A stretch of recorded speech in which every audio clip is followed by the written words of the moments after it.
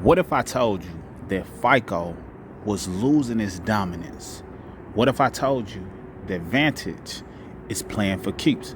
See, a lot of times historically, people have talked down on Vantage Score and Credit Karma and things of that nature, and saying how don't pull those scores. I used to always say, use it as a guide. Because if you're able to prove that your score is increasing or things are being deleted, even leveraging those Vantage scores, then it must be something to it. But because a lot of people have been using it, they're starting to gain credibility. Now, this can position people to be in a position to buy homes if they so choose, and position more people to be able to do it even if they have less than ideal credit. So a lot of people, when they come to us, they want to buy homes. They want to position themselves to better their credit. They want to position themselves to leverage what they may already be doing from a lifestyle standpoint to better their credit without going into extreme amounts of debt. Well, that's what this video is all about.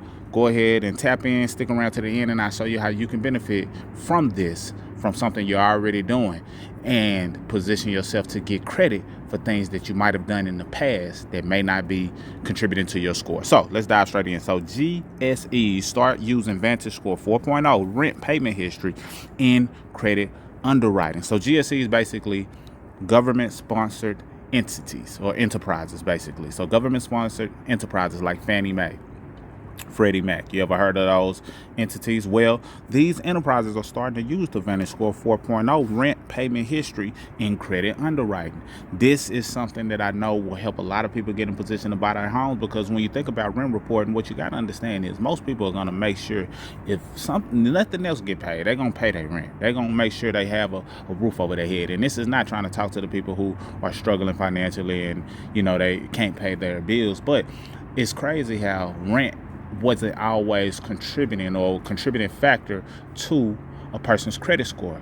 The ability to make sure you're able to pay for your housing is very significant when it comes to buying a mortgage, yet it hasn't been included for years. So let's dive into Mortgage Orb on how everything is playing out, and then I told you I'll let you know a resource available on how you can tap into it as soon as today in order to start getting credit for your rent. Also, if you want to join our private community where we give you access to all types of things, credit, and position you to make money in the credit industry as a separate income, or you can turn it into a full-time income, that link is down below as well. Now, let's go through the article. In an effort to increase competition in the credit score ecosystem and consistent with President Trump's landslide mandate to lower costs, FHFA Director Bill has ordered Fannie Mae and Freddie Mac to start accepting Vantage Score 4.0 in addition to Tri-Merge for underwriting mortgage loans. So Tri-Merge is Experian, Equifax, and TransUnion. So they're doing it in addition to that. They're already accepting Tri-Merge, but now they want to be able to accept the Vantage Score. In a series of posts on X, Pulse writes that Fannie and Freddie allow lenders to use Vantage 4.0 score with no current requirement to build new infrastructure. One of the features of the Vantage 4.0 is that it allows lenders to consider applicants' rent history as a criteria for determining credit worthiness. I think that should be the ultimate determining factor for credit worthiness, because if you're trying to get a mortgage, okay, how good have you been maintaining your rent? And in some cases, rent is more expensive than the mortgage will be. For me, that's what it was before I started paying for a mortgage. Guess what? The rent was more than that. And if you do it the right way, the way that we teach, you can buy your home with some equity. That's a whole nother conversation. But let's keep going. So my order today, thanks to the boss, they talking about the president, will allow for Americans to use their rent to qualify for mortgage. Credit history will no longer just include credit cards and loans. This is huge. And think about it. If credit history has only included credit cards and loans, how is that a true determining factor of your ability to pay a mortgage? I mean, it plays a part, don't get me wrong. But rent definitely plays a part, because it's your housing. You're just shifting it from rent to mortgage, and you're putting yourself in a position to have some equity. And I'm not here to argue on whether a person should rent or whether a person should buy a mortgage. Hey, I get both angles. But what I do say, if you do get a mortgage, I recommend or suggest or highly recommend that you do it in a way that positions you to have some equity, which is getting a house that's off market, not just going for whatever the person is selling. And this is coming from a person who's a licensed real estate agent. So Definitely, off market is a way to position you financially to get a better bang for your buck and position you financially to have equity in their home. Let's keep going. So he further adds, it's absurd that someone can have a history of $2,200 a month for rent, but they want to buy a home for $1,750 a month and can't. Same thing I just said in so many words. The idea of lenders using rent data as a means to determine borrower creditworthiness isn't new. For years now, lenders have been looking at alternate data for credit underwriting, including utility bills such as electric, gas, water, as well as rent payments. However, adding rent payments data to the underwriting process is not without its risk. Just as much as it helps renters who are on time, it hurts those who are not. So that's a good balance for you to understand. A survey conducted by the CFPB in 2023 found that 19% of renters reported being behind on their rent at some point in the past year. Okay, that means 81% was on point, so that can help the majority. There's also a question as to whether rent payment data would be self-reported by landlords, in which case it may not be accurate or timely. Because if you leave it up to the responsibility of the landlords and now they have a new duty to uphold, then that's where the problem lies. And that's why you want to take advantage of the link that's available below, as well as what I'll show you here shortly, because it can position you to not just necessarily depend on the landlord in order to make sure that your rent is being reported accurately. For many households, rent is the single largest monthly expense. Acting Director FHFA said in a statement, there's absolutely no reason timely payment of monthly housing expenses shouldn't be included in underwriting calculation. I agree. With this update, Fannie Mae is taking another step towards understanding how rental payments can more broadly be included in the credit assessment, providing an additional opportunity for renters to achieve the dream of sustainable home ownership.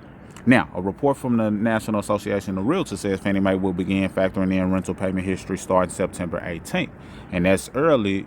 It's not September 18th yet at the time of this recording. Depending on when you're watching it, it may be. But they will use an asset verification technology provider to identify records that have consistent rental payments over the last year. Expanding credit opportunities for home buyers through alternative data is top priority of the National Association of Realtors, NAR, says Charlie. And Fannie Mae's adoption of rent data underwriting is crucial as rents closely track mortgage payments. Furthermore, Fannie Mae has the reach to touch most consumers, and as an industry leader, other lenders will follow suit. That's a fact. So if Fannie Mae is doing it, then other lenders definitely will follow suit. So you can be on the front end of understanding this, number one. But number two, benefiting from this, because many people have the goal of owning a home. And when I talk to them, they've been renting for years, and their rent is not an issue. They've been paying their rent on time forever, but just not getting credit and not being able to leverage it in order to buy a home. So how do we solve this problem? Well, I introduced to you, boom. So you can build credit with rent, and this link is available to you. If you use my link, then you get some extra credit. I get some extra credit for you using my link. But Boom users see their credit score increase by an average of 28 points in the first 2 weeks. And basically what it does is report to all three bureaus. Boom reports your rent payments to all three major bureaus, Experian, Equifax, TransUnion, so you get maximum credit impact across the board. So it's also helping your tri-merge, but it's also reporting in a way that benefits your Vantage as well, which is very important. So how it works: you sign up, start reporting your rent payments in less than 24 hours. What is your most recent rent payment? You can put that on the screen when you click the link down below. You can enroll in 5 minutes, verify your identity, add your rent details, connect your bank account for your rent form. And this is the tripped out part. So it started reporting history, but Boom reports your rent payments. The tech goes to work to verify your data and report your on-time payments to all three bureaus every month. So it's hands-free for you, and people are able to see a significant boost in their score. And you can see your credit score impact within 10 days of sign up. Your credit report will be updated.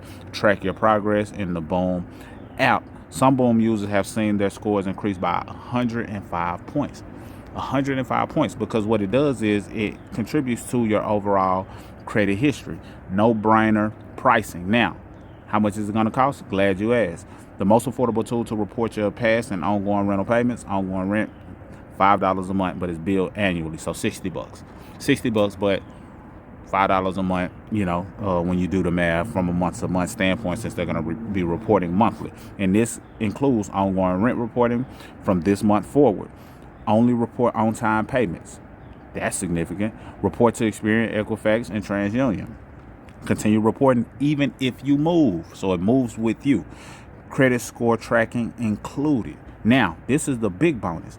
Past rent payment reporting. So if you've been paying rent on time for several years, then guess what?